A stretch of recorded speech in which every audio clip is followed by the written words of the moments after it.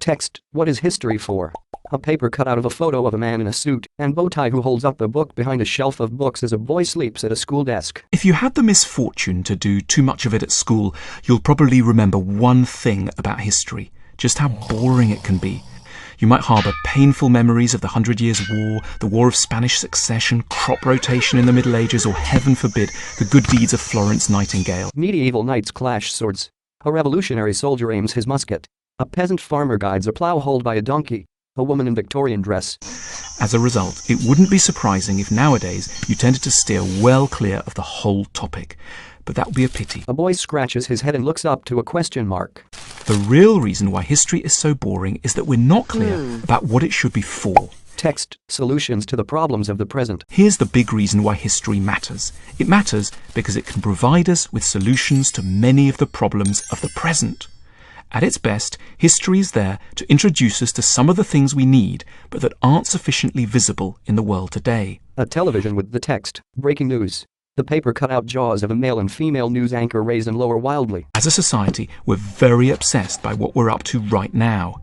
Unknowingly, we're hugely biased towards the present. Crumpled up papers fly out of the television to unfurl into cut-out pictures of a soldier, pop stars, and a fighter jet.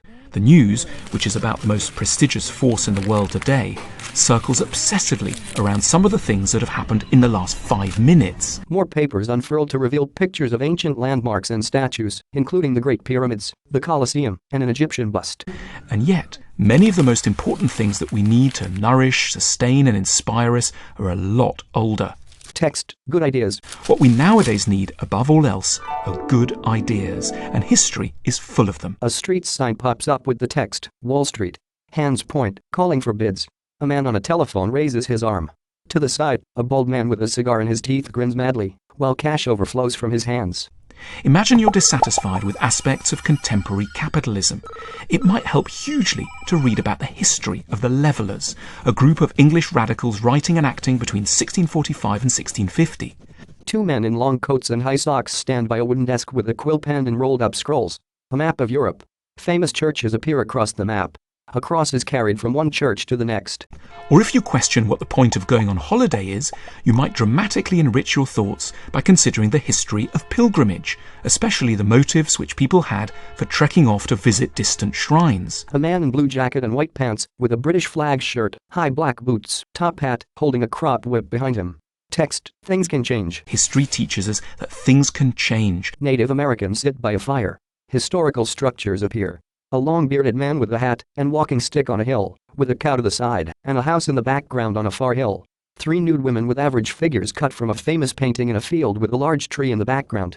People haven't always been as they are now, materialistic and work-obsessed, unable to build nice architecture, over-concerned with being connected or hung up on being absurdly thin. Text: those who don't know history are doomed to repeat it. There's an annoying saying that goes, those who don't know history are doomed to repeat it. But that's suggesting the only thing history is full of is mistakes. Yet it's as fair to say those who don't know history won't be able to improve the present. Text: courage. History can also teach us courage. A woman in a black suit points to a chalkboard with a graph of CO2 showing exponential growth. A line of police with riot shields behind her. Celebrity faces pop out from behind. A dilapidated house. Soldiers on the back of a pickup truck. Black-clad figures carry weapons through a war-ravaged city. It's easy to feel, when you're pressed right up against the present, that things are exceptionally awful right now. An assortment of framed paintings of historical catastrophes. But they rarely are once you open the lens wide enough. The heads of political figures David Cameron, Barack Obama, Angela Merkel, Vladimir Putin, and Nigel Farage in a collage.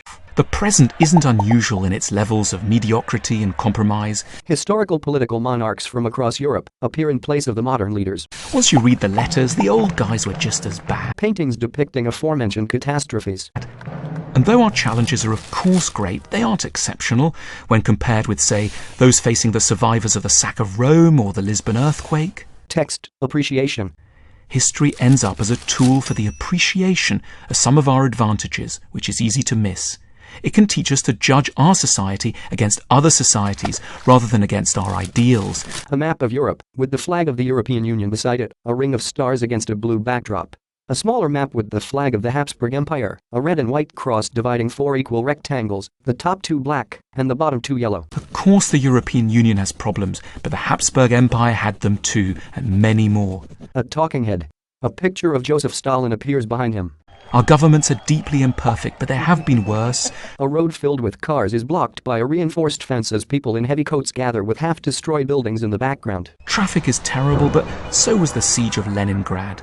History can console. The word history is cleaned up by a cloth. Getting clearer about what history is for should change how the subject is taught. A collection of pill bottles. A man in a lab coat and monocled glasses takes several bottles off the shelf. In the future, we should treat history a bit like a doctor treats a medicine cabinet. Before diving into history, we'd first have to work out what was wrong with us, what we were lacking in the here and now. A crying lion wipes its tears. We might be diagnosed for a lack of courage. A woman in sheer cut dress and high heels poses with her hand on her hip. Or a spoilt nature. Prince Harry walks while looking at the ground. Or a hesitation about whether to marry. The doctor appears and tosses pill bottles labeled history at them. And we should be prescribed history accordingly. A man motions at a blackboard with question marks across it. For their part, historians themselves should get clearer about what problems in the present they're trying to solve. A collage of images from earlier in the video appear together. They should explicitly aim to tell us things about the past that can help us with issues of today. Not the past for its sake, but the past for our sakes. Good history should always mean history with solutions or consolations for today. Now that could be interesting. The man with bow tie looks over his glasses at an open book. A boy sleeps at his desk. The planet Earth in the background. Text, subscribe. www.theschooloflife.com. Clips from other videos appear below, one of which on Aristotle.